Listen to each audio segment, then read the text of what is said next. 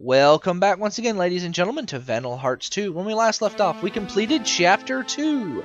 Today, we're going right on into Chapter 3, where the Civil War in Natra has gotten a little more complicated.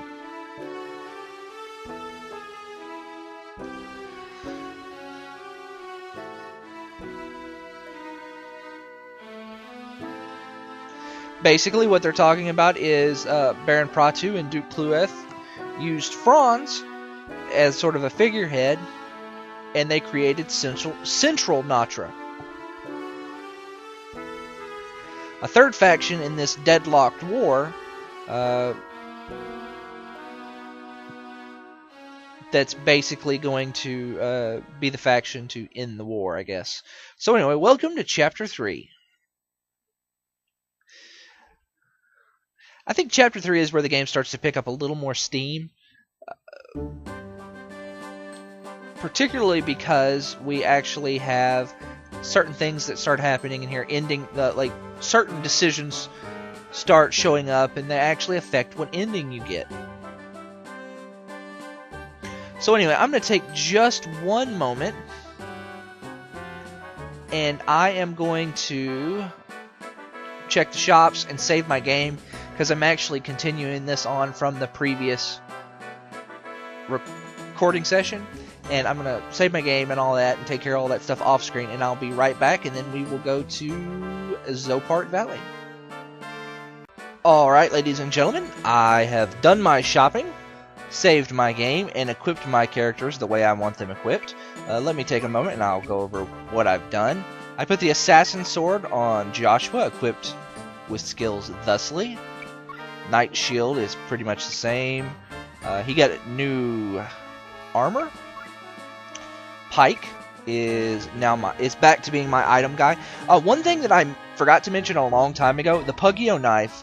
The reason I haven't upgraded to a better knife is the fact that the Pugio knife actually raises your movement by 1 point. You see over there on the right, above capacity. So it raises him to 10 movement. It's a really good dagger for your item get guy. Let's see. And oh, the Pugio has remove on it and MP slash. I like to put MP slash because reasons. Yeah.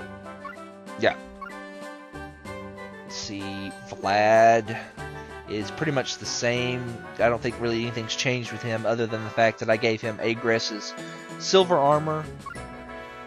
Lyra, I switched over to the Molotov. Now, the reason I actually meant to do this before, but I forgot.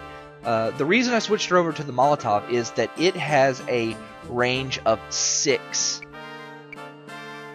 The bow she was using before, in comparison, has a range of 4. The Molotov is the first ranged weapon you can get that has a range of 6. So it's really good for this point in the game. That's honestly enough range that it really fixes a lot of the problems I have with the ranged weapons in this game. I feel that they don't have enough horizontal attack distance in this game. I think it should have always been 6. And I also think you should be able to attack diagonally. This attacking only straight in a straight line is kind of dumb, and I don't like it. I honestly just don't like it. Let's see. Pratu's the same. Guilty is back to being a brawler. One thing I did with him, and I'll explain why I did this in just a second, is I put both prisms I currently possess on him to give him 20 extra MP. Let's see. Maria is the same. Agress is equipped with her weapon. She's not going to be more. I'm not really decided on what weapons I'm going to use final, but it's not going to be axes probably. The reason she's got that two-handed axe on is because it is the most powerful weapon I have that is different. So, yeah. But I equipped her with flying armor. The reason I equipped her with flying armor is now I have 3 characters who can fly. And when I got 3 characters supporting each other, they can watch themselves relatively well. And I could basically send them off as a group on assassination missions and take out entire different groups of enemies. And I mean, they can watch each other. It's really good. And that's why I have Guilty with the 2 prisms, because he's got Angel Smile on his shield, and that will basically allow him to heal his other party members there who end up flying with him. So that's pretty nice. And that'll give him, of course, enough MP to use his brawler skill and punch. So that's basically where I'm going with that. Taking enough of your time explaining what I'm doing there, so let's go on to Zopart Valley, where we're gonna face a bit of a breather battle after the boss battles of Chapter 2. One thing that I'm not sure they ever really go into detail about, which I don't remember, is how much time passed between Chapters 2 and 3. You know, that interim there. Because they've basically founded an entire nation. And are currently hunting down bandits to secure the borders of the nation. And, I mean, you know, how long... Give me a time frame! Is basically what I'm saying. That's one thing I hate about most RPGs. There's never really a sense of time when you're going into them. You know, for all you know, the entire game takes place in the matter of hours.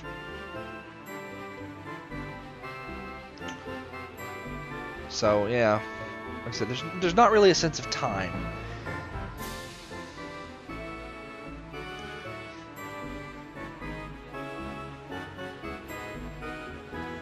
Enemy. This is pretty much not much going on story-wise here. We're heading to that big dot on the map to hunt down and kill some bandits. And, well, we're going to do that.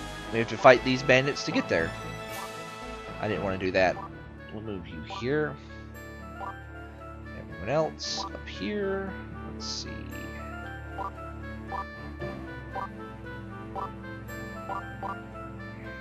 Do like this. Like I said, this is a pretty simple battle. There's one caster. He's right here. He's got those spells. Nothing really to watch out for. The most troublesome thing about this map is the terrain.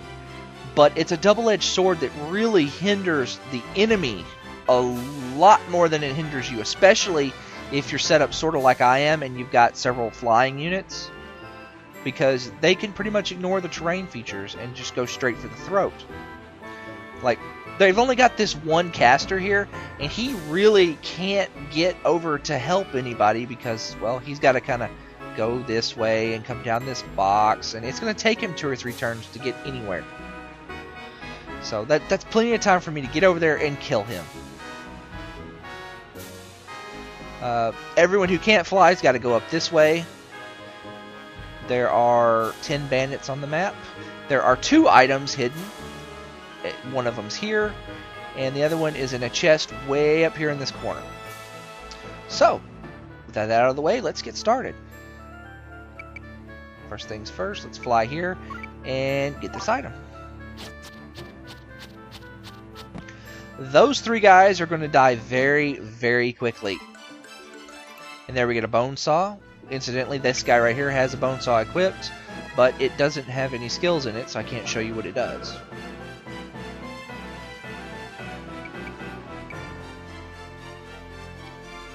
Let's see.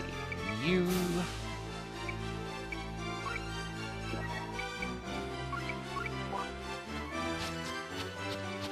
kind of fly over the river.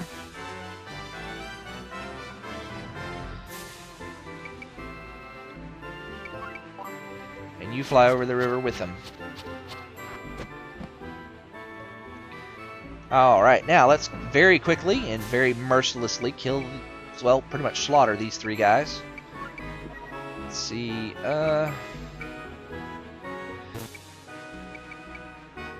first things first, let me show you the range difference in this Molotov. See, look at that. That is really good. Alright, so let's move here, and I'm going to show you Break Shot by hitting that guy.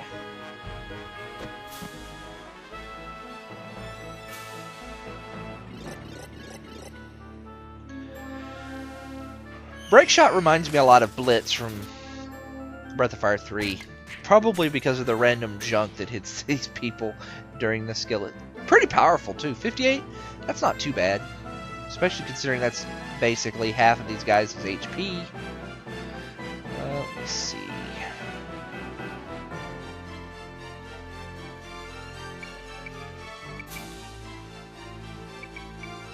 You know what? Let's just hit him with spells. Why not?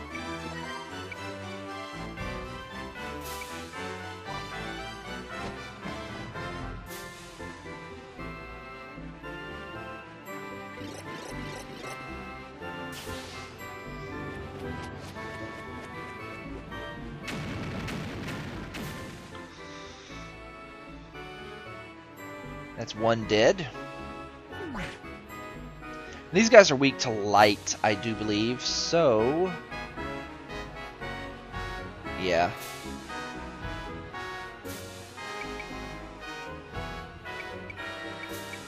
What have you got? Justify... can I hit you with... no. No, I can't. Okay, no big deal.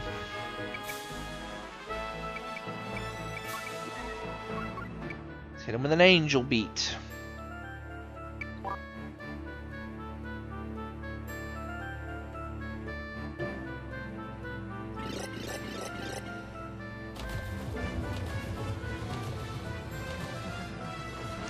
This map, I think, is going to go by pretty quickly.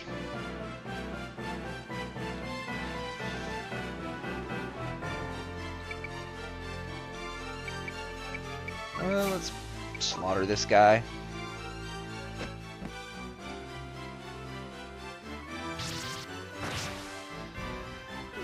Whew, he didn't block. He's kind of afraid he was going to block and make me look dumb, because that's pretty much what's been happening the entire game. But that didn't happen, so that's good.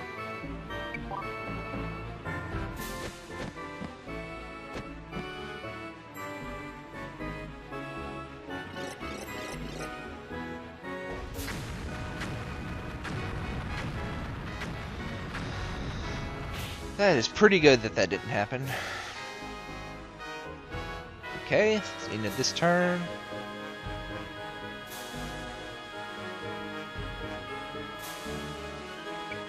Now, the only question I have is this mage going to try and heal that guy, or is he going to come down and try and paralyze us? So let me check his range. Okay, he can't get anything, so...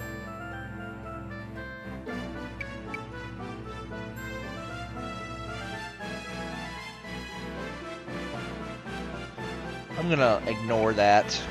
I'm going to...